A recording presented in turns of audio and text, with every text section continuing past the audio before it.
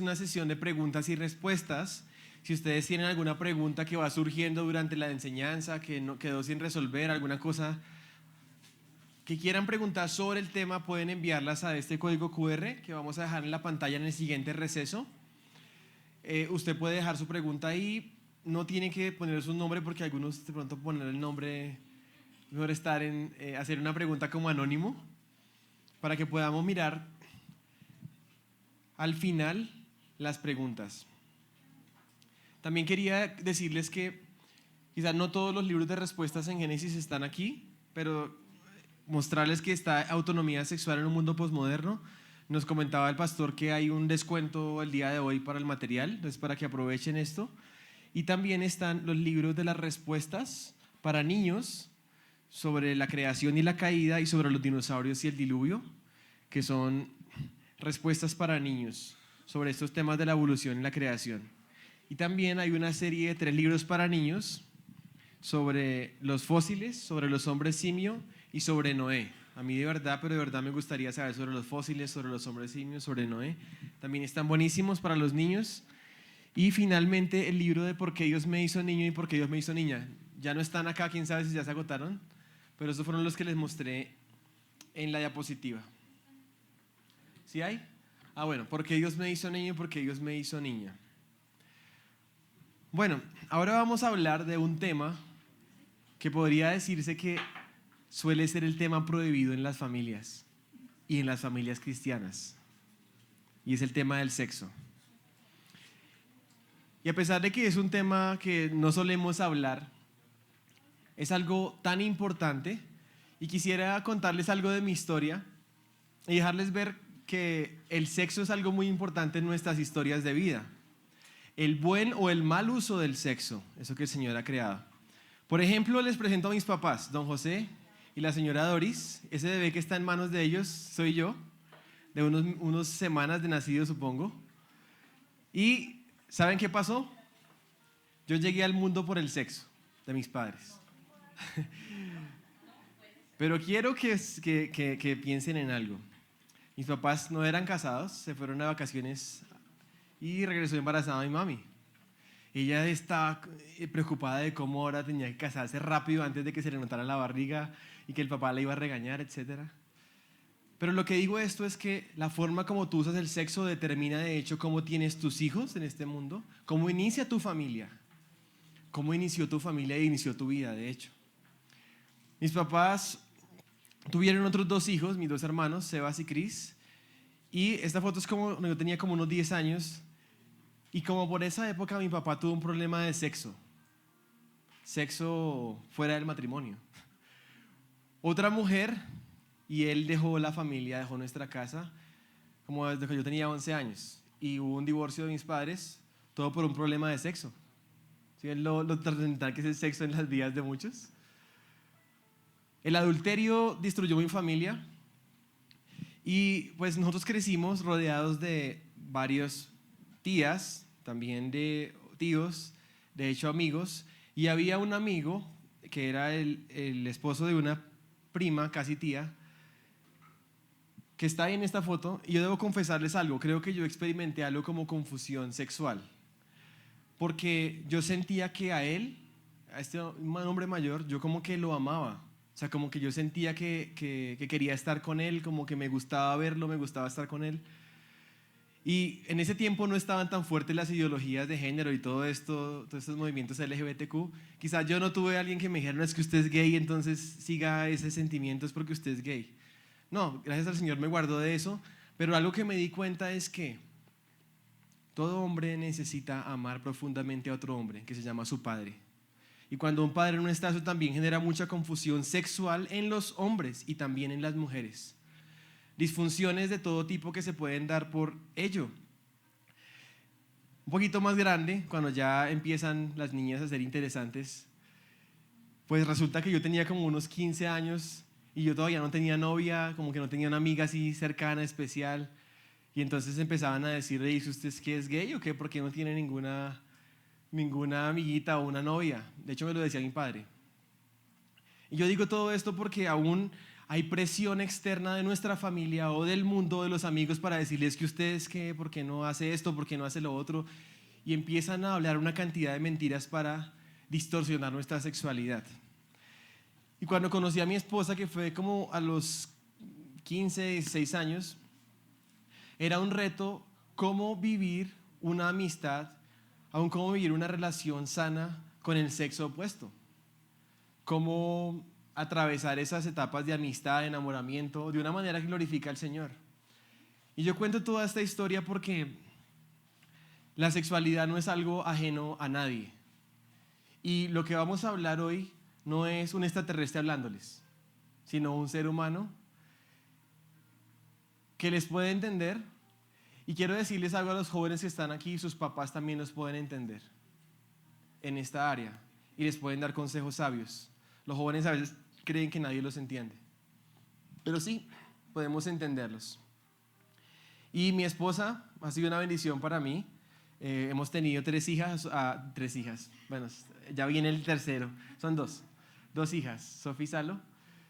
Y mi esposa quería presentárselas a Ángela Durán, Ben Princess, y quisiera que ella pudiera enseñar junto conmigo este tema de las 7 lecciones para una sexualidad bíblica. Dios les bendiga. Es un privilegio estar aquí porque este es un tema que lo vivimos, lo entendemos porque somos padres para los que son padres y en algún momento fuimos jóvenes como todos los jóvenes que están acá. Y quisiéramos que ustedes puedan tener esto en cuenta, que la sexualidad realmente es algo importante. Es algo que el Señor nos está llamando a que podamos poner fundamento y de esta manera también lo podamos reflejar en nuestra propia vida. Y como decía mi esposo, tenemos 2 hijas, Sofía y Salomé. Estamos soñando tener un tercer hijo que viene en camino, pero es un hijo del corazón. Estamos orando porque queremos adoptar un hijo. Entonces ese es nuestro sueño. Y estamos creciendo y hemos querido glorificar al Señor con nuestra familia, pero también les entendemos. Estos procesos de la paternidad no son fáciles, ¿cierto, papás? Los que son papás. Pero queremos seguir entendiendo que algo que necesitamos es depender del Señor. Eso es lo que el Señor quiere. Esto no es de padres perfectos. No hay 2 personas perfectas que les van a enseñar acerca de algo, ¿no? Nosotros también nos equivocamos, también cometimos errores, también todavía nos cometemos errores con nuestras hijas, pero lo que el Señor quiere es que dependamos de Él todos los días. Que en medio de tus errores sea una oportunidad para predicar el Evangelio a tus hijos, para que aproveches esa oportunidad para ir juntos como familia delante del Señor. No somos mejores que nadie y estamos aquí como un mendigo que le dice a otro mendigo dónde encontrar el pan. El tema que no se habla, el sexo, el tema prohibido. De hecho, mi mami usaba palabras clave para hablar del sexo y me confundía. Cuando me iba a explicar qué era una prostituta, ella me decía, es que los hombres les pagan para acostarse con ellas. Y yo, les pagan para acostarse con ellas, o sea, van a dormir esa noche con ellas, o sea, dormir en la almohada, así, dormir toda la noche. Yo no entendía. Después, unos años después lo entendí, pero me di cuenta que mi mamá tenía como una especie de problema para pronunciar la palabra sexo. Como que eso no lo podía pronunciar, le asustaba. Y lo que queremos retarles es que necesitamos abrirnos en nuestras casas para hablar del sexo, para hablar la verdad sobre la sexualidad y para que nuestras familias aprendan como deberían aprender sobre el sexo, ¿saben? Cuando uno piensa cómo aprendió sobre el sexo, ¿usted cómo aprendió sobre el sexo? ¿Fue de la manera más ideal posible o fue de una manera que usted diría, uy, no lo repetiría? No quisiera que mis hijos lo repitan. Al menos en mi caso, sucedió sin el consentimiento de mis padres. Un primo más grande que nosotros llegó a la casa en vacaciones, trajo revistas, nos explicó todo y todos estábamos escandalizados y nos parecía algo asqueroso, algo como malo, como para ocultar, para no hablar. Y por eso tenemos que empezar a pensar cuál es la idea que tenemos sobre el sexo. ¿Es negativa? ¿Cómo fue que te enteraste tú y cómo quieres que se enteren tus generaciones? Y otra cosa importante a tener en cuenta es que somos nosotros como padres los que necesitamos enseñar este tema a nuestros hijos. Si no lo hacemos, tengamos en cuenta que afuera hay toda una agenda que sí quiere enseñarles y no les va a enseñar del sexo como el Señor les dice. Les van a enseñar todas esas perversidades y todo lo que ellos creen que es la sexualidad. Entonces necesitamos tomar el tema en nuestras familias, en nuestras casas.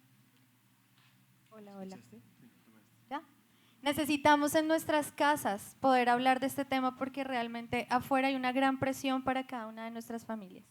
Y quisiéramos entonces que hablemos la verdad de qué es lo que la palabra de Dios nos dice acerca de la sexualidad. Y vamos a aprender 7 lecciones sobre la sexualidad. Si están tomando allí nota y puedan llenar.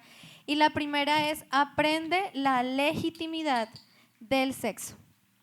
La legitimidad. ¿Qué es legitimidad? Es lo contrario a algo ilegal. Dios creó, que vimos anteriormente, varón y hembra. Varón y hembra. Eso es lo que el Señor nos está diciendo. Y también la Biblia nos dice: Dios creó el sexo. ¿Sabían eso? Dios fue quien lo creó. Él es el creador. Entonces necesitamos aprender esa primera parte como lo legal. En Génesis 2:23, como leímos, dice: Adán le dijo a la mujer cuando la vio: esto es ahora hueso de mis huesos y carne de mi carne. Esta será llamada varona porque el varón fue tomada. Y yo creo que Adán, al ver a la mujer que estaba desnuda, su expresión no creo que sea de una descripción fisiológica. O sea, de, uy, mira esos huesos y esa carne, ¿no? Bien huesuda y carnuda. Creo que lo que quiere decir en el fondo de esa expresión es una expresión que sonaría algo como esto.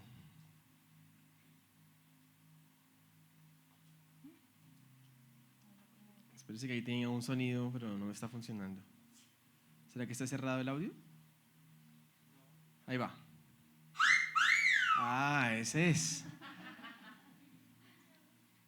El pecado no estaba y el hombre puede decir algo asombroso sobre esa mujer. Algo así como, wow. Y creo que hay algo hermoso cuando el hombre se deleita en su mujer, un hombre con una mujer. Y es interesante que Génesis 20, ahí mismo también dice: por tanto el hombre dejará a su padre y a su madre.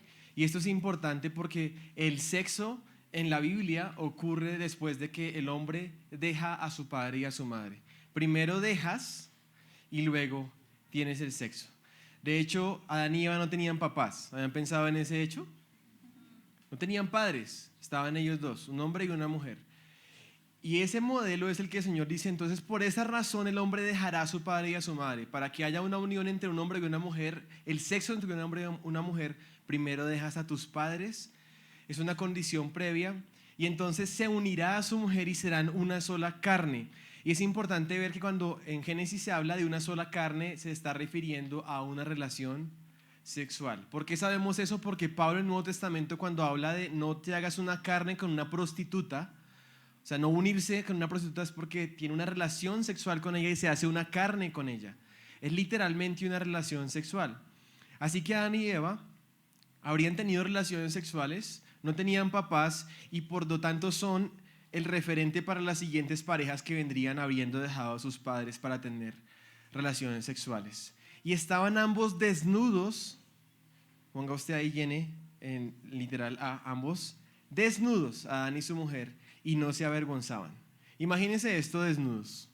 Una mujer y un hombre desnudos, las partes de su cuerpo que Dios creó, incluidos sus órganos sexuales, la atracción entre un hombre y una mujer que fue creada por Dios, y todo termina en el sexto día, incluyendo el sexo entre Adán y Eva, y el Señor puede decir al final del día sexto: y aquí todo lo que había hecho, Dios, y vio que era bueno. Viene usted ahí en el B, bueno, incluyendo el sexo.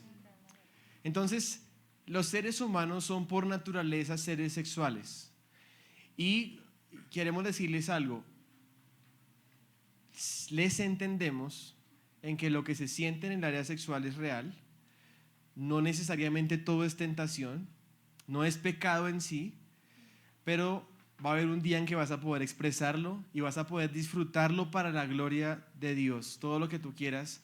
Pero hay un momento para eso. Y lo que podemos decir a los jóvenes es que pueden y deberían esperar.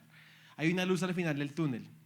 Lo que haces es lo que se puede convertir en pecado, lo que haces con el sexo.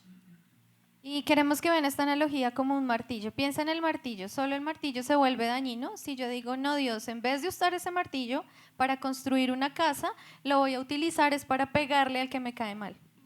¿El problema es el martillo? No es el martillo, es cómo lo usas. Entonces el sexo en sí no es malo, es cómo es que tú lo estás usando. Tenlo en cuenta. Y mira también Jesús. Jesús nos dice en las palabras allí en Mateo 19, la primera parte del versículo, él nos está citando Génesis 1 y 2.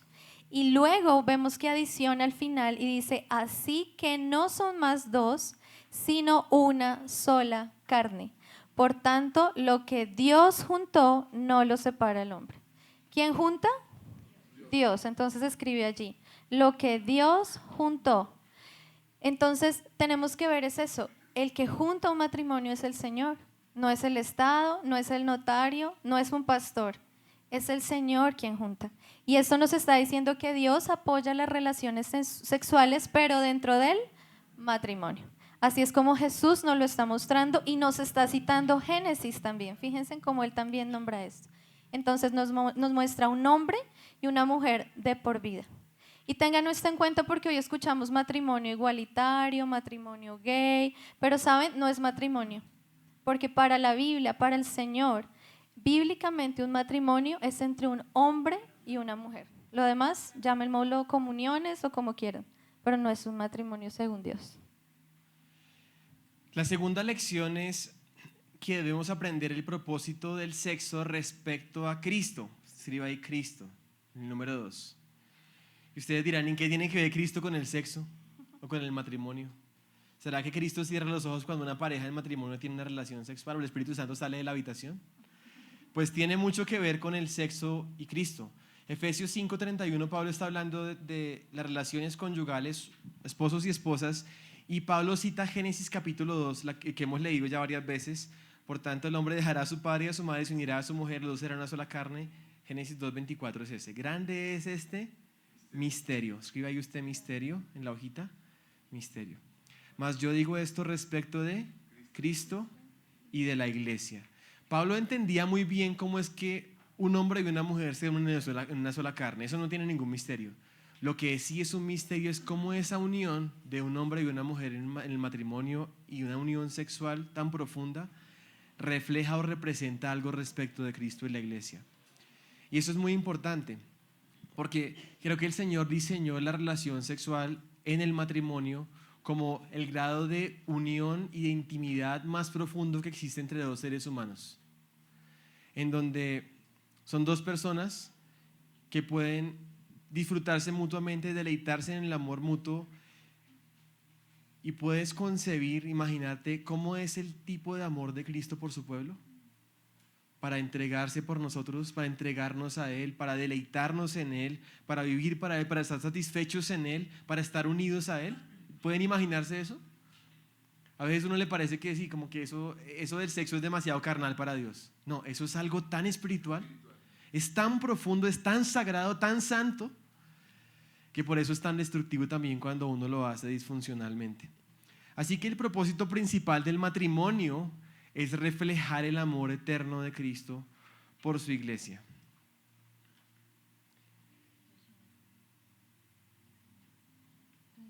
Sí, aquí tienen que llenar.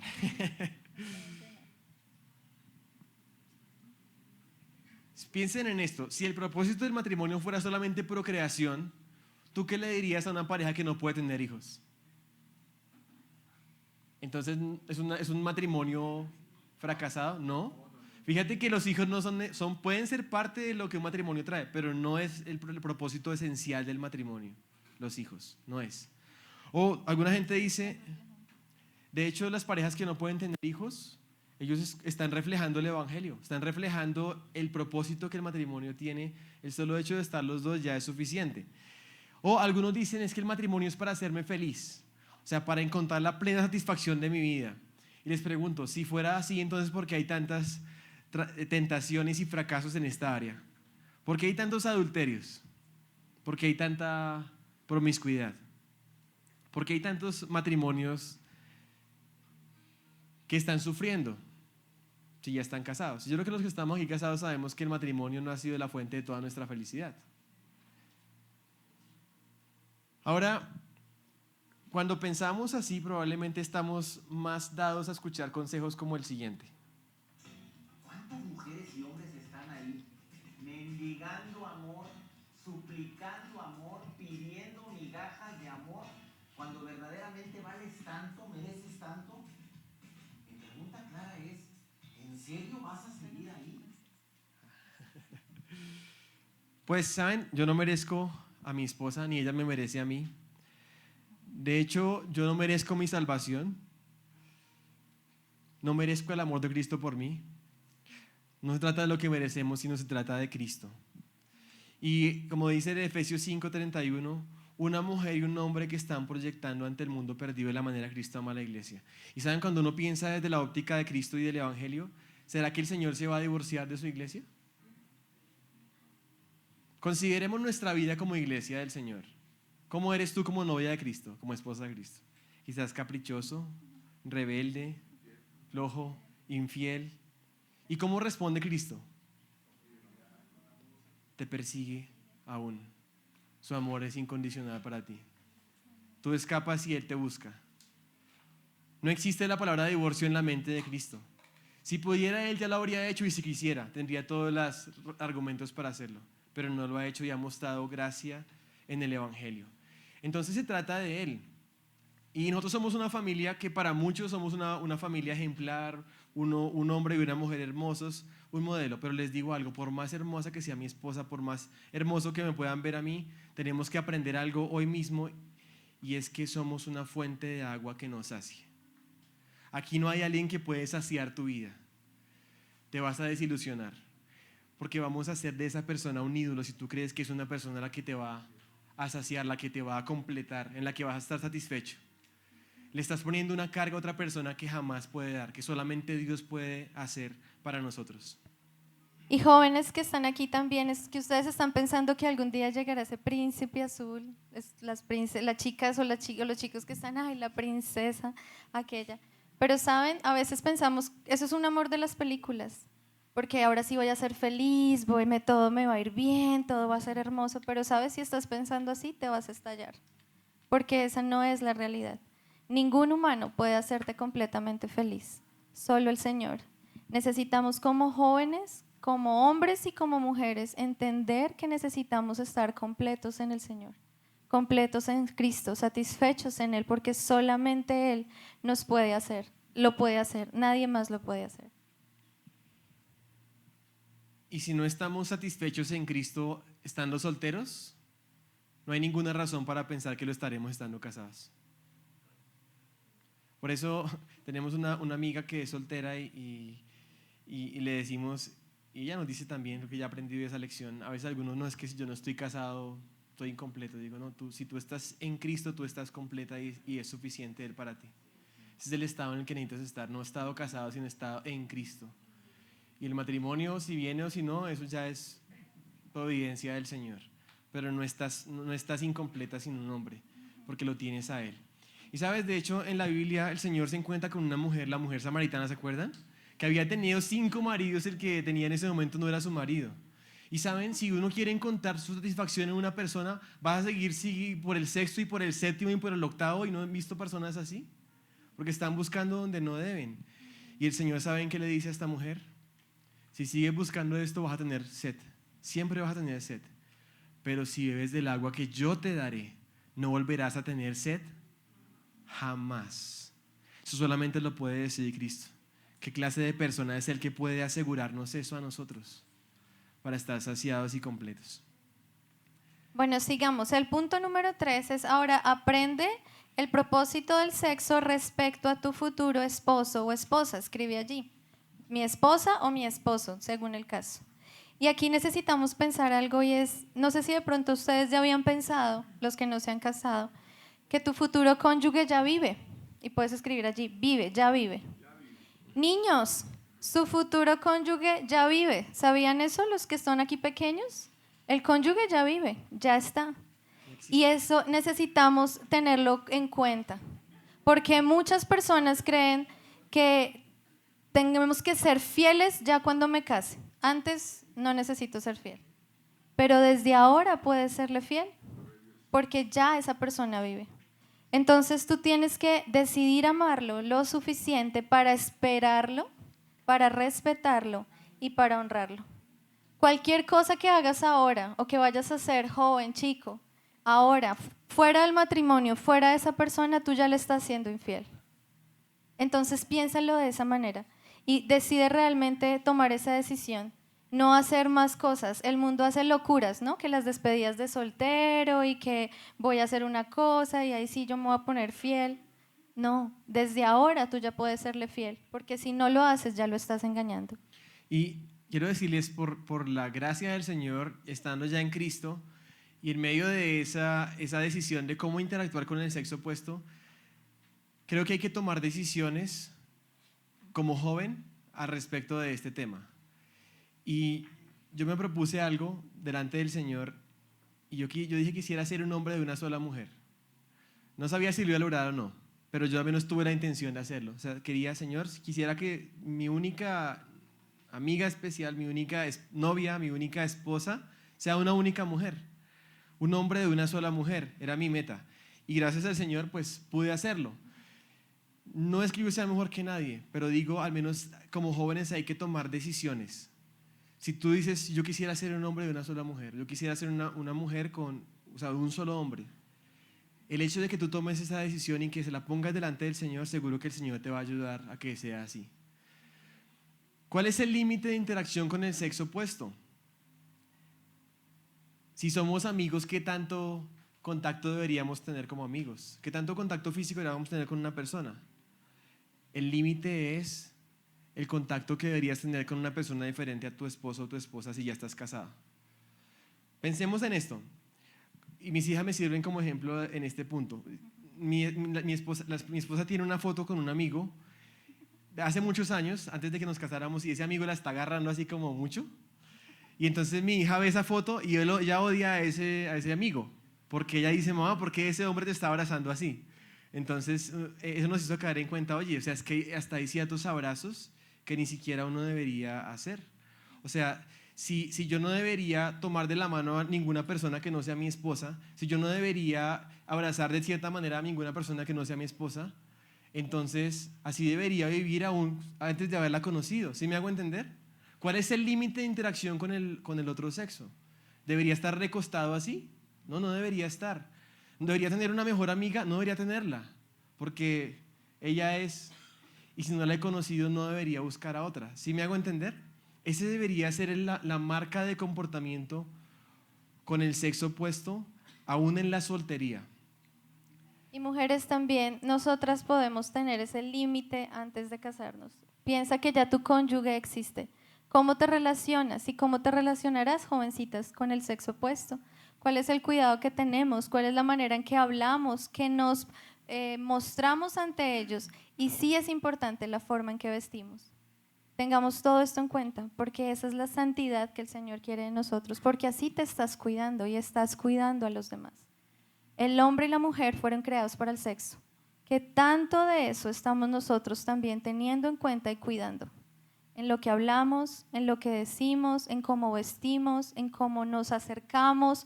Todas esas cosas el Señor también nos está diciendo, ojo, estamos en un mundo caído, ¿cómo vamos a reflejar al Señor y cómo vamos a glorificar al Señor con esto? Otra verdad también allí es tu Padre, ay, perdón, ya, tu Padre Celestial, y allí pueden escribir, siempre ha existido. Si tu cónyuge ya existe, pues quiero decirte que tu Padre Celestial siempre ha existido. Entonces también haz lo mismo con el Señor, decide amarlo lo suficiente para esperar el plan que Él tiene para ti. Respeta el plan de Dios para tu vida, jóvenes. Respeta el plan y honra al Señor para lo que Él tiene para ti. Ten la valentía de poder vivir ese plan de Dios para tu vida. Tus padres se pudieron haber equivocado y muchas veces los jóvenes hacen cosas en casa por llevarle la contraria al papá. ¿No es así? Porque nos da rabia, nos da dolor de pronto de lo que ellos hicieron con nosotros. Pero saben, el Señor sí es digno. Él sí es digno de que tú te comportes como Él te lo está diciendo. Entonces, sé valiente para luchar por encima de cualquier circunstancia y vivir lo que el Señor tiene para ti. Cuando veas al final del camino te vas a dar cuenta y vas a agradecer. Señor, gracias porque me ayudaste a cumplir un plan que es mejor que los planes y las decisiones que tú tienes. Entonces, piensa esto. Más importante que tu cónyuge, que es importante, es tu Dios. Él ha existido y sé valiente para esperar en este plan. ¿Y cómo identificar a la persona? Sí, no debería estar probando, sino más bien deberíamos pensar en que Dios nos va a revelar esa persona. Y digo nos va a revelar porque el Señor no es bipolar. O sea, a ti te dice una cosa y a tus papás les dice otra. No, el Señor está alineado en la forma como va a revelar eso, y los padres, de hecho, siempre han sido importantes en la historia de la humanidad para ayudar a sus hijos a encontrar a su cónyuge. De hecho, en muchos años de la historia, los papás eran los que arreglaban el matrimonio de sus hijos. Y yo creo que hoy en día vemos eso como si fuera malo. Como que no, estaban dominando, los estaban subyugando, los papás estaban aprovechando. No sé si sea tan así, porque yo creo que los papás son tan sabios que pueden escoger mejor al esposo para sus hijos o sus hijas que ellos mismos, por el bien de ellos. Entonces, no es que nos vayamos a ir a ese extremo, pero lo que yo sí creo y tenemos que entender es que el Señor sí va a alinear la voluntad de los papás. Y aquí muestro un semáforo, 3 luces. Quisiera que se imaginaran algo. Haga de cuenta que deberían estar todas las luces en verde para que usted avance. Si hay alguna luz en rojo, significa alto. Si hay una luz en amarillo, significa espere. Puede ser que después puedas avanzar.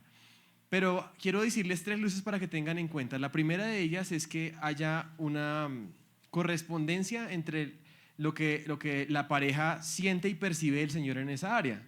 O sea, los dos, porque algunos dicen, no, es que yo estoy seguro que es ella, pero ella nada que ver. Primero ahí tienen que estar los dos de acuerdo. Si hay uno que no, como que no, siente que no, eso es una luz de que no se puede avanzar ahí. La otra es los padres. Si por ejemplo tu papá o tu mamá te dice, no, es que yo la verdad no estoy seguro de esta persona. Puede ser que no sea el tiempo, quizás, pero eso es una luz que te indica a ti rojo. No deberías avanzar. Si tus padres no saben o no deberían saber de la relación con la que estás llevando con esa persona, si tú dices, no, es que si lo conocieran seguramente van a regañar, entonces ya sabes que esa es una luz roja. Otra cosa, la iglesia mismo es una comunidad que el Señor ha puesto. Y hay sabiduría en tus pastores, en tus líderes para acompañarte en ese proceso. Si la relación que tú tienes es escondida y no la pueden saber tampoco en la iglesia, luz roja. Si el consejo que te da tu pastor o tus mentores o tus líderes implican cosas, escucha esto. Y eso es importante de decidirlo ahora, jóvenes. Ahora, familia. ¿Saben por qué? Porque si no lo decidimos ahora que estamos en frío, cuando estemos en caliente, no escuchamos a nadie. ¿O cuántos de ustedes escucharon a sus papás cuando ya estaban enamorados? Toca decidirlo antes. Decir, sí, voy a escuchar tu consejo. No voy a avanzar si no tengo esa bendición tuya. Voy a considerar esto antes de involucrarme. Y voy a confiar en el Señor, que el Señor finalmente es quien podemos confiar toda nuestra vida. Dios no se contradice. Y quería mencionar algo, y es el tema del noviazgo. Yo creería que el noviazgo es algo que en el mundo se ha distorsionado tanto, o no sé si siempre ha estado mal, pero no es algo bueno para ejecutar dentro de un proceso para llegar al matrimonio. ¿Saben por qué? Porque el noviazgo, al menos como yo lo vi en la universidad cuando mis amigos tenían novios y eso, yo decía intentaba como definir qué es el noviazgo. Mi conclusión fue esta: es una relación consensuada para tener relaciones sexuales fuera del matrimonio, sin responsabilidades, y cuando nos aburramos ya podemos romper y está bien.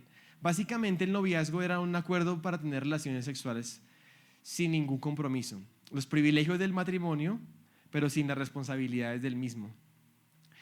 Y por esa razón yo creo que aún dentro de la iglesia es preferible y aconsejable evitar los noviazgos, o al menos no como el mundo los hace los noviazgos, sino más bien como una especie de compromiso previo al matrimonio, que de hecho es lo que vemos en la Biblia. En la Biblia no vemos noviazgos, sino que vemos que hay un paso de la soltería al matrimonio a través de un pacto. El pacto es el momento que marca como ese cambio entre un lado y otro. Y lo más cercano que pudiéramos pensar a un noviazgo o a un compromiso previo es lo que se conocía como estar desposado, que de hecho es el caso en que se encontraba María, la madre del Señor, con José. Ella estaba desposada con él. Algunos dicen, bueno, estaban en un noviazgo, o sea, era como una especie de noviazgo, y entonces ella podía, en ese caso, si no funcionaba, separarse, pero no era así. De hecho, estaba desposada, es la palabra que utiliza. Y ese estar desposada es algo prácticamente equivalente a estar comprometida ya en matrimonio. Por eso es que José le es difícil saber qué hacer con la situación, porque él tenía que divorciarse de ella. Yo digo, ¿cómo así divorciarse si no estaban casados? Quiere decir que desde la óptica bíblica ese compromiso era tal como estar casados, que debía haber un divorcio, o que de hecho la mujer era como si hubiera sido adúltera si era ya embarazada. Y algo interesante acá, ¿saben? En la relación que tiene el Señor Jesucristo con su iglesia es de este tipo. La iglesia no es la novia de Cristo. Yo no sé por qué pensaba que era la novia, como que una canción dice la novia, pero no, no es la novia. La Biblia habla de la esposa. Nosotros ya estamos en un pacto con Cristo. Estamos aguardando las bodas, la consumación de nuestra unión con Él, pero su pacto y su compromiso hacia nosotros ya está dado en el Evangelio. Así que les animo a reevaluar, probablemente a suprimir esa etapa o a revivirla, rehacerla, porque la verdad para lo que se da el noviazgo es simplemente para fornicación. Esa es la verdad. ¿A qué edad casarse? Es una pregunta típica de los jóvenes. ¿Se acuerdan cómo decía en Génesis? ¿Dejará el hombre a su padre y a su madre? Pues ese es el punto clave.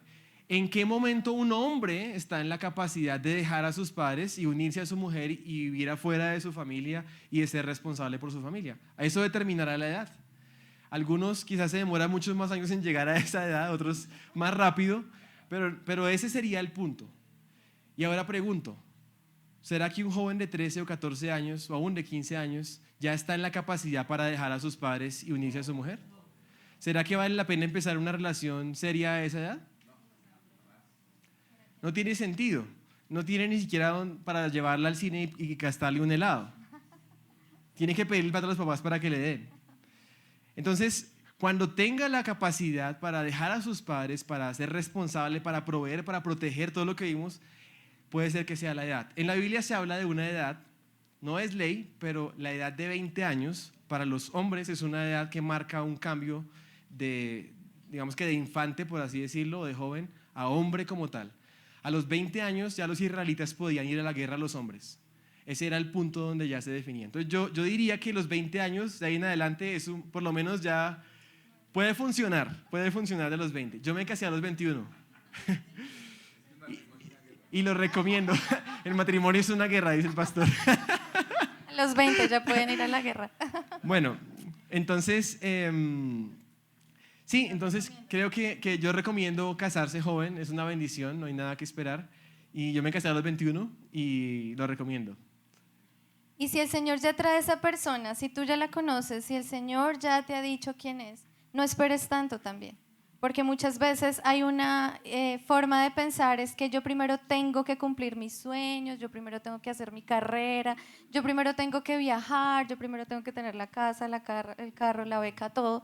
Ese es con los sueños. Y ahí sí, cuando esté listo, me caso. Pero eso no puede ser. Ahí te vas a quedar esperando como bombril, como dicen. Porque eso no es así. ¿Y saben qué nos dice la palabra en Génesis? Cuando Adán y Eva, el Señor les da ese mandato de la creación, ellos juntos van y conquistan todo. No es Adán que se fue primero a conquistar todo. Él está con Eva y juntos conquistan. Entonces, sueña con conquistar junto a tu pareja. Sueña con estar juntos y conquistar juntos la casa, el carro, los viajes, todo eso que quieres, lo vas a hacer es al lado de la persona que el Señor te dio. No tienes por qué esperar tanto, porque estás actuando de pronto a alguna mentalidad que está haciendo el mundo. Muchos se casan y se esperan en demorar 30, 40 y ahí están esperando. ¿Qué estás esperando si ya sabes cuál es entonces esa persona? Ten también la valentía para cumplir ese mandato también como Adán y Eva lo hicieron juntos. Si ya el Señor te ha mostrado la persona, no hay mucho ni nada tiempo de esperar. Se puede de una vez fijar una fecha. Por eso es que ya tienen que estar listos para poder dejar a padre y madre, que no tenga que demorarse. Porque eso, ¿saben? Eso se presta para la tentación en el área sexual. Y de hecho Dios diseñó al hombre y a la mujer de tal forma que no se pueden resistir mutuamente. O sea, el Señor quería que procreáramos y supo bien cómo hacer para que lo hiciéramos. Entonces no es cuestión de, sí, yo voy a estar entonces cuántos años ahí de novios y después nos casamos cuando podamos. Así no funciona. Entonces, Cuando estamos expuestos a la inmoralidad sexual, el consejo que nos da la palabra es huir, es correr. De hecho, en 1 Corintios dice Pablo a los corintios en cuanto a la inmoralidad sexual: huyan de la inmoralidad sexual. Todos los demás pecados de una persona comete quedan fuera del cuerpo, pero el que comete inmoralidades sexuales peca contra su propio cuerpo. La inmoralidad sexual no se ataca orando y quedándose ahí ayunando, sino es huyendo. Eso es lo que dice, no hay forma de enfrentarla, no tienes posibilidades. Tienes que huir, es la única opción. Es algo tan fuerte como eso. Y de hecho es interesante que José, cuando es abordado por la esposa de Potifar, la única opción que él tuvo para poder salir bien librado de ahí fue huir.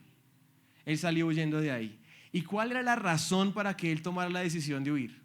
¿Potifar lo iba a saber? No, ella se encargaría de que nunca lo supiera. ¿Quién lo iba a saber? Nadie lo iba a saber. Pero miren que el pecado sexual es algo que normalmente nadie sabe, pero Dios sí sabe. Y de hecho es la razón por la que José dice: ¿cómo pues haría yo este grande mal y pecaría contra Dios? Por el Señor sí vale la pena huir. Y seguimos entonces en nuestro cuarto punto, y es: aprende el propósito del sexo respecto a tus futuros hijos. Escribe allí hijos. Todos los seres humanos tenemos hijos, traemos hijos al mundo a través del sexo. Es así como lo hacemos, no es ni la cigüeña, ni la fábrica de bebés, ni todas estas cosas. Entonces tenemos que entender es eso, es a través de eso. Y si el Señor nos ha dado un mandato, como lo dijo en Génesis, dijo: y los bendijo Dios y les dijo: fructificar y multiplicaos. Escriban allí, multiplicaos. Eso es un mandato que el Señor nos ha dado. ¿Y cómo lo vamos a hacer? Pues por medio del sexo. Entonces, pensar en nuestros hijos también tiene un propósito y es importante que lo hagamos. ¿Saben? No te haces mejor cristiano si tienes más hijos. O sea, entre más hijos tengas, más cristiano eres. No. Pero si estás en esa corriente donde los hijos son un estorbo, sí estás mostrando pecado en tu corazón, porque los hijos son una bendición. Entonces, el mundo sí lo está diciendo. Muchos hoy en día desprecian tener hijos, prefieren tener una mascota, ¿cierto? Ahora adoptemos una mascota, tengamos una mascota, es que un hijo es muy caro, es que mejor, eso uno entonces, pero ya dos es mucho. Eso es lo que escuchamos afuera, ¿no? Y eso es lo que el mundo nos está diciendo. La pregunta es hoy: ¿tú qué estás escuchando acerca de los hijos? A los que quieres tener hijos o a los hijos que ya tienes, ¿qué estás escuchando afuera? Porque hay mucho engaño también allí y nosotros caímos en este engaño. Sí, yo me dejé engañar porque yo decía 2 hijas y ya me esterilizo. Casi que aún está en mi consejería prematrimonial, la que le hacen a uno en la iglesia. Ya me estaban diciendo: ya de una vez usted decídalo y de una vez se opera apenas los tenga. Y digo: uy, no, eso no. Ahora que lo pienso, digo, así no deben ser las cosas. Como que no, es que yo soy el que decido cuántos hijos quiero tener y ni me importa lo que el Señor quiera decirme o lo que Él los que Él me quiera dar, ni siquiera. Y ahora digo, sí, o sea, hicimos mal, pecamos en esa área. Y algunos de hecho dicen: no, es que yo no voy a tener hijos porque el calentamiento global, la escasez del agua, no hay alimentos, la sobrepoblación mundial. Pero el Señor nos está diciendo una cosa completamente distinta sobre los hijos. ¿Y cuál es la verdad? Miren el Salmo 127, que el Señor nos habla de qué son los hijos, una bendición de Dios. Y mira las palabras que usa el Salmo. Quiero que las detalles y las puedas leer también allí en tu casa y las puedas subrayar, porque dice: herencia de Jehová son los hijos, y puedes escribir allí en tu hoja. Cosa de estima, puedes escribir allá, el fruto del vientre. Como saetas en manos del valiente, así son los hijos sabidos en la juventud. Bienaventurado el hombre que llenó su aljaba de ellos, no será avergonzado cuando hablare con los enemigos en la puerta. Entonces mira cómo es esto. Para el Señor es una herencia. Cuando tú piensas en una herencia, ¿en qué piensas? Lo mejor que te pueden dejar tus papás, ¿no? Todos esperando la herencia, las grandes cosas que nos pueden dejar. Pues el Señor te ha dado una herencia y son tus hijos. Eso es lo que el Señor te ha dejado. Son una bendición. Tenemos que dejar a un lado esa idea mundana de estabilidad, porque muchas veces es eso. Y saben, pareciera que estuviéramos compitiendo con el mundo. El mejor carro, el mejor colegio, la mejor ropa que les voy a dar, la mejor universidad, los mejores juguetes.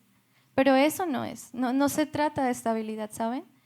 Se trata de que una familia rica es aquella que tiene un padre y una madre que temen al Señor, instruyen a sus hijos. Eso es ser ricos. No necesitamos nada más. Y por eso nosotros con mi esposo siempre decimos la paternidad es un acto de fe. ¿Cuánto le vas a creer al Señor? En que Él es el proveedor, en que Él te da los hijos y en que Él te ayudará a sacarlos adelante. Y no tomes decisiones incorrectas, como nosotros que ahora nos arrepentimos. Por eso les contamos lo del tema de la adopción.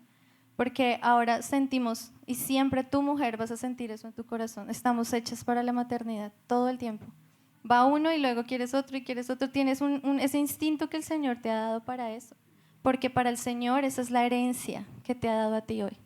Entonces piénsalo de esa manera y también entiende que Dios usa esas relaciones sexuales en el matrimonio como el ambiente indicado para que tú tengas esos hijos. Piénsalo también y disfruta de la manera como el Señor lo ha hecho. Y es importante que los que aún no tienen hijos, los jóvenes acá, también pasa lo mismo. Uno dice, no, yo qué voy a estar pensando en hijos. Pero les quiero decir algo, y es que sí deben pensar en sus hijos desde ya. Así como su cónyuge ya existe, sus hijos, a pesar de que no existen todavía, tú desde ahora puedes decidir amarlos a ellos lo suficiente como para darles una familia según el plan de Dios. En mi caso, como les dije, fue unas vacaciones de mis papás, donde me concibieron. Y hay que tomar decisiones desde ahora. ¿Cómo quieres que tus hijos vengan a este mundo? ¿Quieres que cada uno tenga un papá diferente? ¿O una mamá distinta para cada uno de ellos? ¿O ni siquiera en el seno de una familia, de un matrimonio? ¿Cómo quieres que vengan tus hijos? Y pensar en tus hijos, aun cuando estés expuesta a la tentación sexual, te va a ayudar a huir. Porque los estás arriesgando cada vez que te expones. Mi papi, como les comentaba, él salió del hogar, nos dejó y eso nos afectó muchísimo. Y para mí fue clave decidir, siendo joven, de que yo no abandonaría nunca a mis hijos. Eso fue una decisión que tomé. Y de que ellos iban a venir bajo la bendición del Señor en el matrimonio, no como algo que tuviéramos que esconder, corran y a casarse antes de que se le da la barriga. Eso es una decisión que se toma. Y yo quiero animarles a que ustedes puedan hoy decidir amar a sus hijos desde ya lo suficiente, como para darles una familia según el plan de Dios. Y tu comportamiento en el área sexual, en relaciones prematrimoniales, los pone en riesgo. ¿Les estás amando lo suficiente? Y vamos a nuestra quinta lección de las 7 lecciones, y es que no olvides el daño del mal uso del sexo. Escribe usted ahí, daño en el número 5.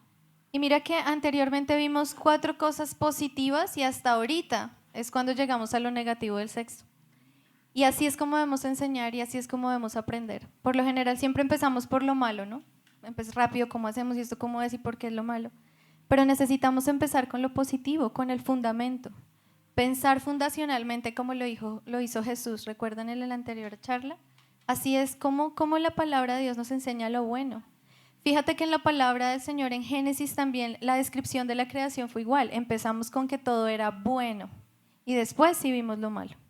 Siempre en este tema del sexo empecemos por lo bueno, en darle fundamento a nuestros hijos. Jóvenes, busquen el fundamento correcto. Después sí podemos ver todas las perversiones, porque sí necesitamos hablar de lo que está sucediendo, pero necesitamos empezar con el fundamento. Y es ahí entonces que sí tenemos que tener en cuenta entonces si hay un daño y sí necesitamos que aprenderlo y enseñarlo también cómo es que esto puede dañar también nuestra propia vida y nuestro futuro. No hay que ir muy lejos para darse cuenta del daño del mal uso del sexo. Ya les conté varias partes de mi historia. Ya se dieron cuenta que esto es delicado y que usar mal el sexo trae buenas consecuencias. Piense solamente en su propia vida.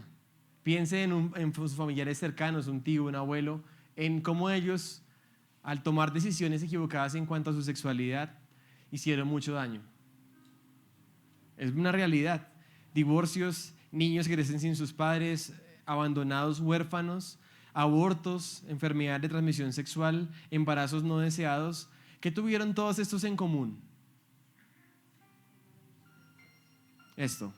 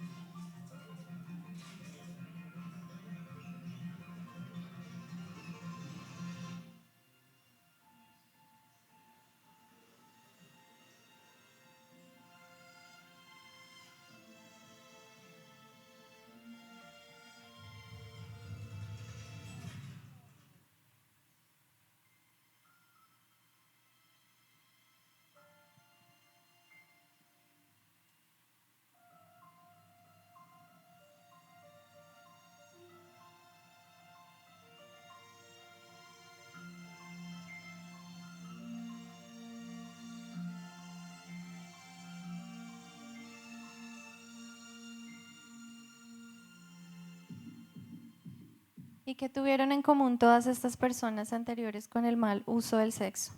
Que siguieron su corazón. Y eso es lo que el mundo nos dice todo el tiempo. Sigue tu corazón, ¿sí ven? No importa lo que pase, no importa lo que sea, por encima de quien sea y por encima de lo que sea, incluso está Dios. Sigue tu corazón.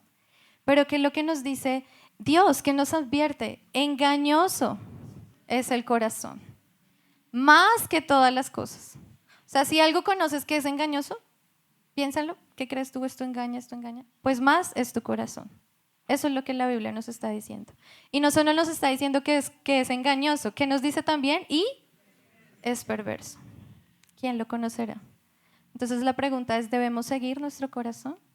Porque realmente seguir nuestro corazón es contrario, porque el corazón es engañoso y es una alerta que el Señor nos está dejando. Ojo, engañoso es el corazón.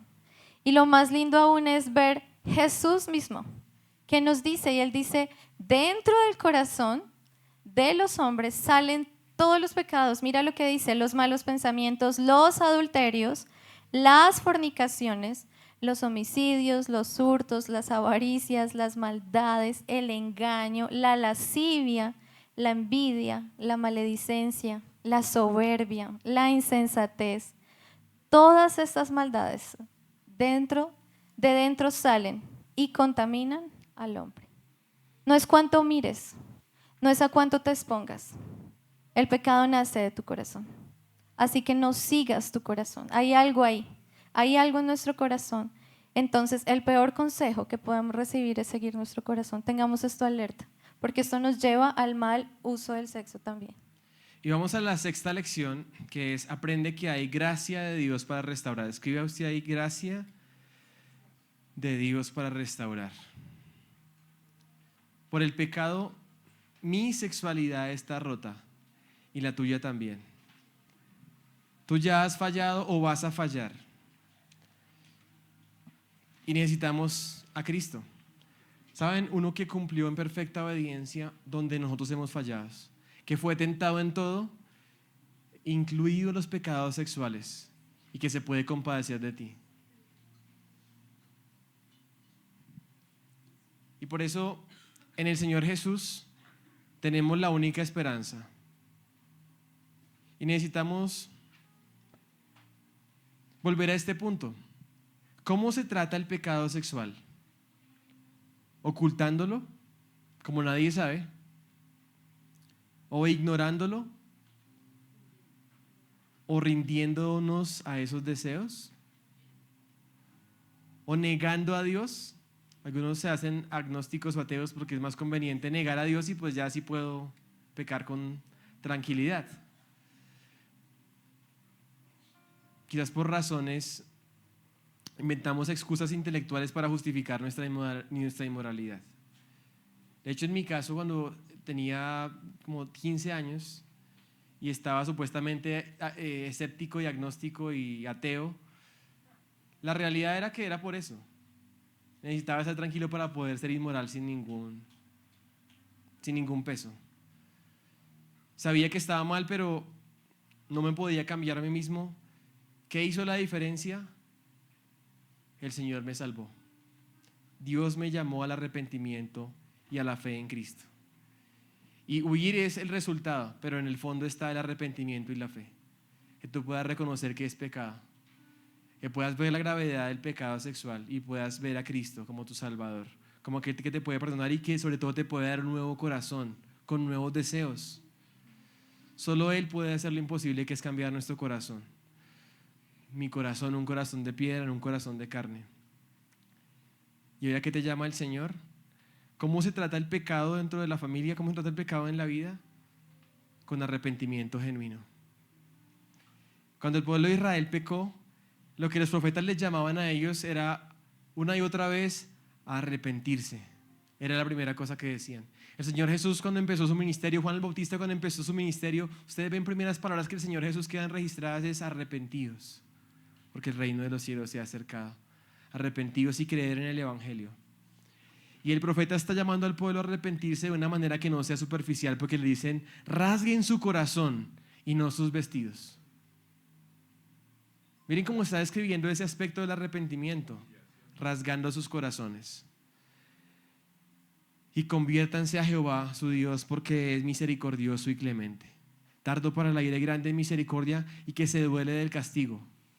Si no fuera porque el Señor es misericordioso y clemente, no tendríamos ninguna posibilidad. Y Él es paciente.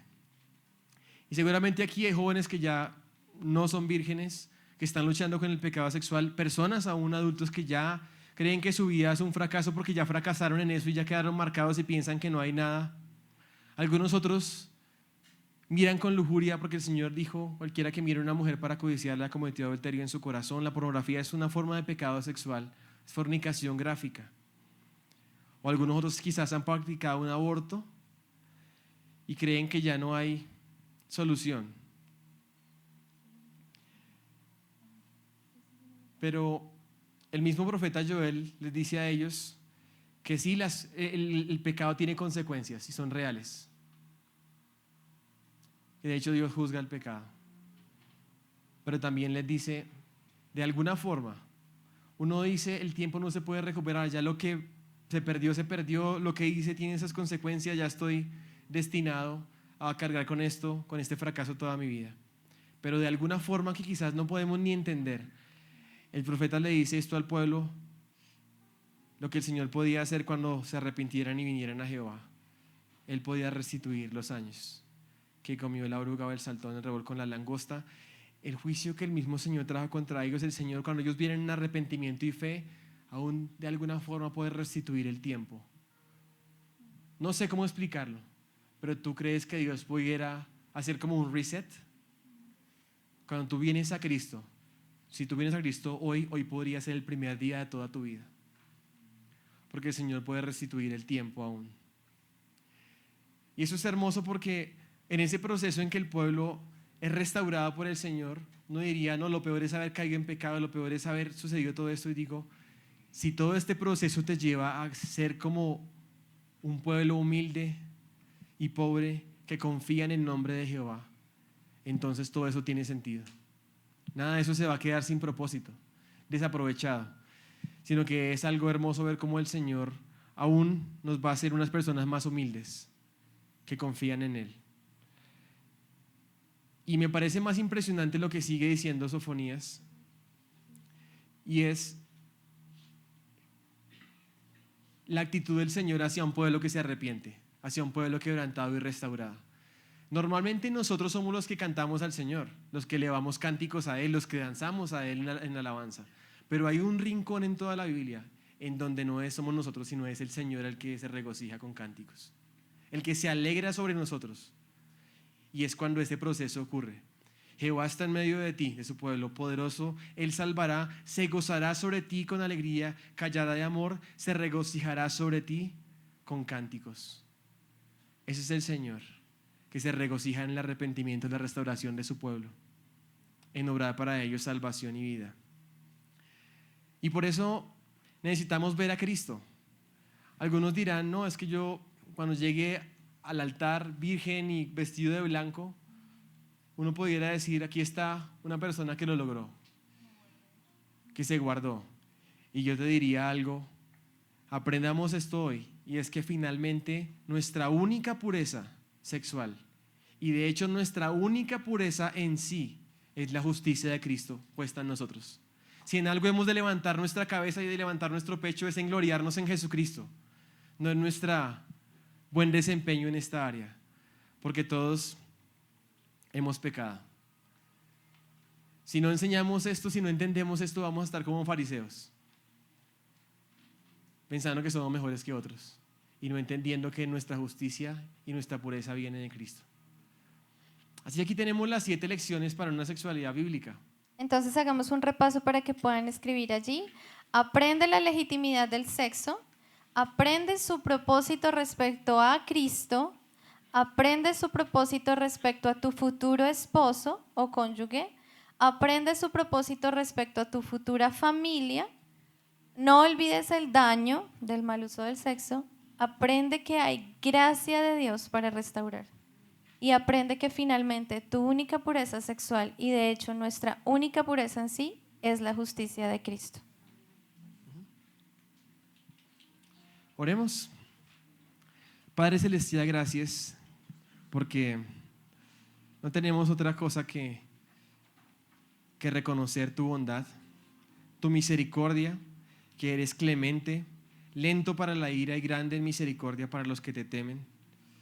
Gracias porque si no fuera porque tú eres así bondadoso, misericordioso, porque has tomado la iniciativa para salvarnos, para encontrarnos a través de Cristo, no tendríamos ninguna posibilidad. Pero gracias porque en ti tenemos esperanza, porque nos puedes ver a través del varón perfecto que es Jesús.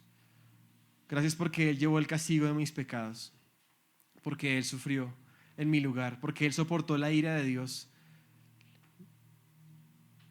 la justa ira de Dios sobre sí mismo, la que yo merecía. El castigo que merecen mis pecados recayó sobre Él. Y gracias porque en Él tengo perdón, tengo reconciliación, puedo alegrarme y puedo gozarme de todas las cosas buenas que tú quieres hacer y puedes hacer en nuestra vida. Y perdónanos por querer vivir a nuestra manera, por aún dejarnos engañar de otros, escuchar el consejo de malos, por seguir nuestro corazón engañoso. Perdónanos. Perdónanos por ser infieles, por tomar esto a la ligera, y ayúdanos a todos a pensar de una manera como tú has diseñado la sexualidad, con bondad, con bendición, para reflejar algo santo, algo hermoso, para reflejar el evangelio, como tú has diseñado el matrimonio, como has diseñado también las familias con la bendición de los hijos. Ayúdanos, Señor, a no conformarnos a este mundo, sino que nuestra mente sea renovada y podamos comprobar tu buena voluntad. Ayúdanos, Señor, a ser una luz en medio de las tinieblas, y haz tú lo imposible. Aquí estamos nosotros, necesitados que tú hagas lo imposible, que tú transformes nuestra vida, que tú restaures nuestro corazón, que tú restituyas el tiempo. Solamente tú lo puedes hacer. Y queremos encontrar en ti toda nuestra satisfacción, toda nuestra plenitud, encontrarnos completos en ti, satisfechos en ti. Y perdónanos por habernos hecho ídolos, por buscar en fuentes de aguas que nunca nos van a saciar. Queremos encontrar en ti la fuente de agua viva, la fuente de vida eterna, aquel de quien podemos tomar y de quien realmente podemos ser saciados y vivir en abundancia. Ese es nuestro anhelo como tu iglesia, como tu pueblo. Y sigue orando por tu misericordia y tu gracia en nuestras familias. Gracias por lo que estás haciendo y por lo que harás. Y oramos en el nombre del Padre, del Hijo y del Espíritu Santo. Amén. Amén. Vamos a dejar en el código QR las preguntas, si ustedes quieren enviar preguntas.